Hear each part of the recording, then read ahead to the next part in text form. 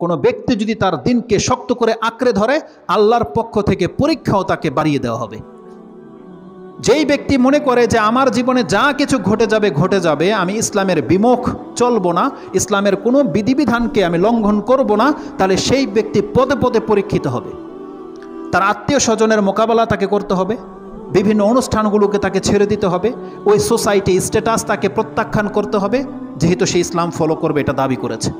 তাকে তার get up change করতে হবে, তার মাথায় টুপি পরে যাবে, তার মুখে দাড়ি গজিয়ে যাবে, তার প্যান্ট টাকনার উপরে উঠে যাবে, তার মুখ হারাম থেকে মুক্ত হয়ে যাবে, তার রং ঢং থাকবে না, যেখানে সেখানে সে হাসি ঠাট্টা তামাশায় মিলতে পারবে না, তার ওয়াইফ তার ঘরে পর্দা থাকবে, পর্দাবিহীন তারা চলবে না, তার ঘরে মিউজিক বাজবে না।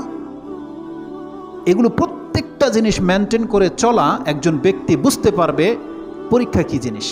কিন্তু আমরা যারা মুসলিম ঘরে জন্ম, আমরা যারা মনে করি যে আমরা ইসলাম পালন করতেছি, কিন্তু ওই খাতনার দাওয়াতেও আপনি প্রেজেন্ট, বার্থডের দাওয়াতেও আপনি প্রেজেন্ট, ম্যারেজ ডের দাওয়াতেও আপনি প্রেজেন্ট, পাশের বাড়িতে উরুস হচ্ছে সেখানেও আপনাকে পাওয়া যায়, ওখানে খাতনা করানো হচ্ছে সেখানেও আপনাকে পাওয়া যায়, ওই গান বাজনায় ওখানেও আপনাকে চাঁদা দিতে দেখা যাচ্ছে, ওয়াজ মাহফিলে আপনি বসেন, আবার গানের অনুষ্ঠানেও বসেন।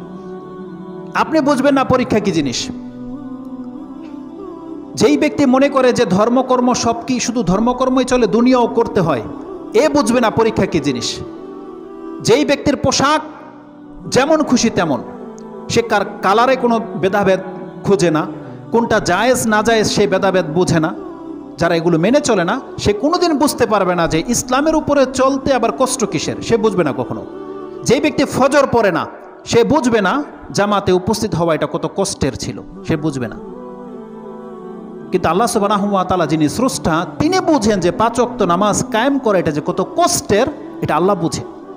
আর আল্লাহ সুবহানাহু ওয়া তাআলা সেই কথাটা উল্লেখ করে দিয়েছে কোরআনে। আপনি সেটা পাবেন কোন আয়াতে? সূরা বাকারার 45, 46, 47 এই 3টা আয়াতের মধ্যে পাবেন। 45 থেকে নিয়ে পড়েন। বনী ইসরাঈলদের সম্পর্কে আল্লাহ বলছেন, আল্লাহ সুবহানাহু ওয়া তাআলা বলছেন, ওয়া ইন্নাহা লাকাবীরাতুন ইল্লা আলাল খাশিইন। আল্লাহ বলছেন 5 ওয়াক্ত নামাজকে হেফাজত করা এটা অনেক বড় কাজ। ওয়া ইন্নাহা লাকাবীর, আল্লাহ বলছেন অনেক বড় একটা ব্যাপার। তবে এটা কাদের জন্য সহজ? ইল্লা আলাল খাশিইন, যারা আল্লাহকে ভয় করে এই 5 ওয়াক্ত নামাজ পড়া তাদের জন্য সহজ। কিন্তু কাজটা কিন্তু সহজ নয়। আল্লাহ বলছেন কাজটা বড় কঠিন। যদি আপনি দাবি করেন যে আমার কথা মিথ্যা, তাহলে কালকা থেকে আপনি 5 ওয়াক্ত নামাজ জামাতে পড়ে দেখান, তাহলে আপনি বাবের বেটা। তাহলে আপনি বুঝতে পারবেন যে হ্যাঁ আমি মুসলিম, পড়ে দেখান। আল্লাহ বলছেন ওয়া ইন্নাহা লাকাবীর। আপনি ভাবছেন আপনি সমাজ সেবা করে বহু বড় কাজ করে ফেলতেছেন, আপনি এই প্রথম কাতারে যারা উপস্থিত হয় তার ধারে কাছে পর্যন্ত নাই। আপনি যেই দিন আসতে পারবেন, তাদের কাদের সাথে কাঁধ বিলিয়ে কাতারে দাঁড়াতে পারবেন, সেই দিন আপনি মনে করবেন যে হ্যাঁ আমি ধর্মকর্ম করছি, আমি কিছু নেকির কাজ করতেছি। আল্লাহ বলছেন ওয়া ইন্নাহা লাকাবীর, এটা অবশ্যই অনেক বড় ব্যাপার যারা 5 ওয়াক্ত সালাতকে হেফাজত করে। তাহলে তারা বুঝবে যে ইসলাম পালন করাটা কত কঠিন। যেই ব্যক্তি দেখবে যে আমি এই পথে গেলে অনেক টাকা ইনকাম করতে পারবো, সে বুঝবে না যে ইসলামকে ফলো করলে কতটা বাধাগ্রস্ত হতে হয়। কিন্তু সেই ব্যক্তি বুঝবে যেই ব্যক্তি ওখান থেকে মুখ ফিরিয়ে নেবে। যার ঘরে হয়তো আজকের খাবার আছে, কালকের হয়তো নাই, যার ঘরে হয়তো দেখতে পাবে যে তার বাচ্চারা অনেক কিছু খেতে চায়, দিতে পারে না, কেন সে হালালের উপরে আছে, সে চাইলেও ওদিক সেদিক যেতে পারে না, সেই ব্যক্তি বুঝে যে ইসলাম পালন করলে কত কঠিন।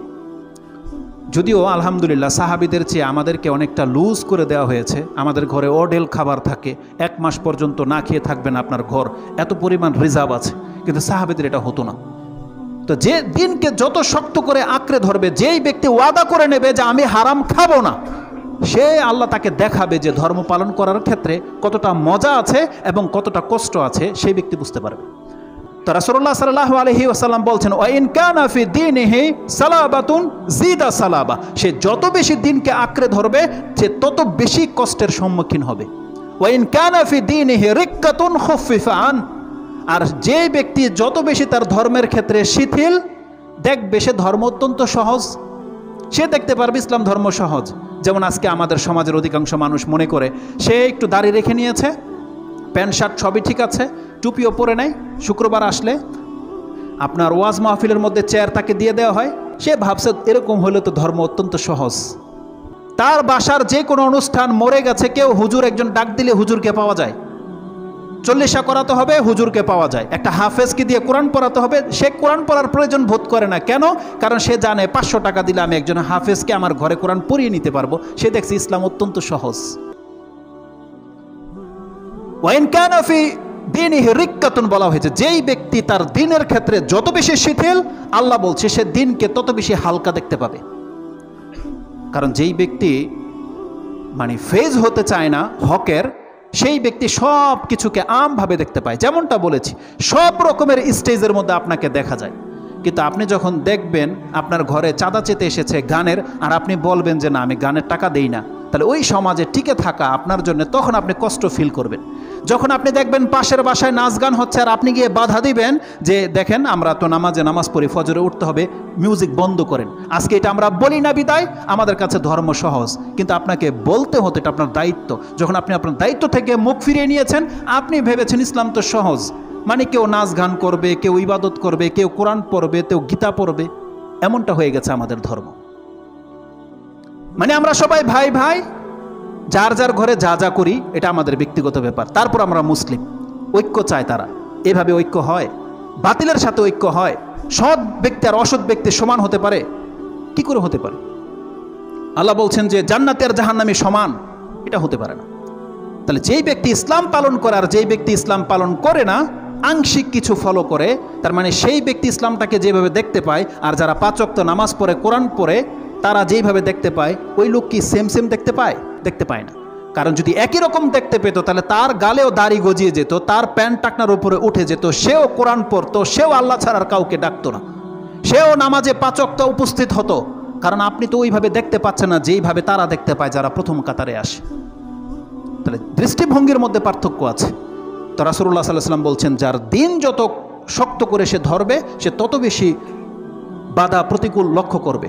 কিন্তু যেই ব্যক্তি দ্বীনের ক্ষেত্রে শিথিল, ওই যে বললাম আপনাকে দাওয়াত দিয়েছে, বার্থডের দাওয়াত, আপনি সেখানে উপস্থিত, আপনি বুঝবেন না যে ধর্ম পালন করার মধ্যে কষ্ট রয়েছে, বুঝবেন না আপনি।